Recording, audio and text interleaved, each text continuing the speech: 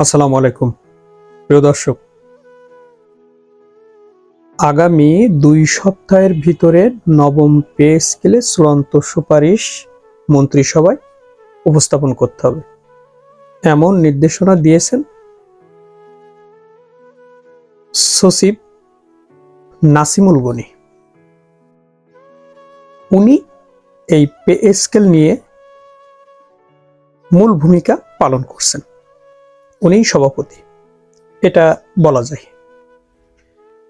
অর্থাৎ গত সোমবারে একটা মিটিং করছিল সচিব মহোদয়, সম্মানিত সচিব মহোদয়ের নেতৃত্বে। ওই সবাই মূলত আলোচনা হয় চূড়ান্ত সুপারিশ আগামী সপ্তাহে, অর্থাৎ এই যে সপ্তাহ চলতেছে এই সপ্তাহের মন্ত্রী সভায় উপস্থাপন করতে হবে।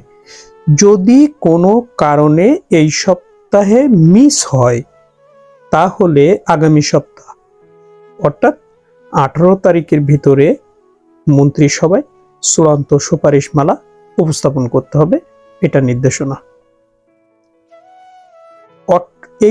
এই নির্দেশনাটা দিয়েছেন অর্থ বিভাগকে, অর্থাৎ অর্থ বিভাগ সচিব কমিটি, যে উচ্চ পর্যায়ের সচিব কমিটি, তারা যে চূড়ান্ত সুপারিশমালা তৈরি করেছেন এই সুপারিশটা মন্ত্রিসভায় প্রেরণ করবেন। মন্ত্রিসভা এটা যাচাই বাছাই শেষে চূড়ান্ত গেজেট প্রকাশ করবে।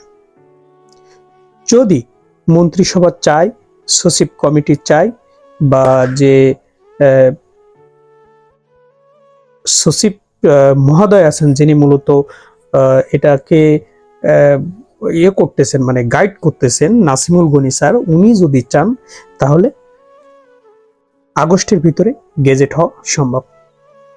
যদি আগস্টে গেজেট হয় তাহলে এই পে স্কেলটা স্মৃতিবহুল হিসেবে থাকবে।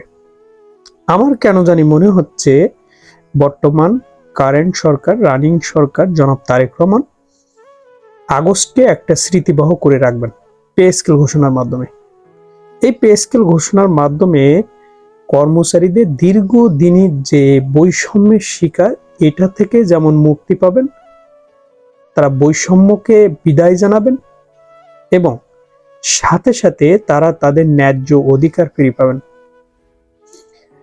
অতএব আপনারা হতাশ হবেন না, আমি সাইটে স্ক্রিনশট দিয়ে দিচ্ছি। আগামী 2 সপ্তাহের ভিতরে চূড়ান্ত সুপারিশ মন্ত্রিসভায় উপস্থাপন হচ্ছে।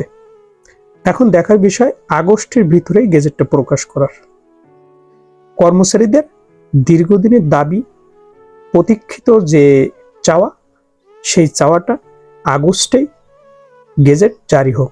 আর সেটার জন্য সরকারকে তার দ্রুত গতির সাথে পে স্কেলের যত কার্যক্রম আছে সেটা শেষ করতে হবে। সেটা অর্থ বিভাগ হোক, উচ্চ পর্যায়ের সচিব কমিটি হোক, বা যিনি হোক না, অর্থ বিভাগের সাথে বা এই পে স্কেলের সাথে রিলেটেড সকল পক্ষকে।